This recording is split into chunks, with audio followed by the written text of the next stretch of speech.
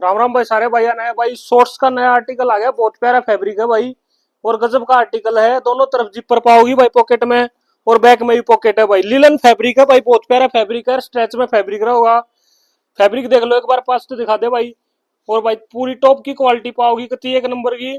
बहुत बढ़िया आर्टिकल है। स्ट्रेच में कपड़ा है भाई, बिल्कुल लिलन फैब्रिक है, गर्मी का फैब्रिक है भाई। जिसने टॉप क्वालिटी के शॉर्ट्स डालने हैं भाई, अपने द्वारा ऑर्डर करो। कलर एक बार देख लो, कितने सारे कलर है भाई। 10 से 11 कलर पाओगे।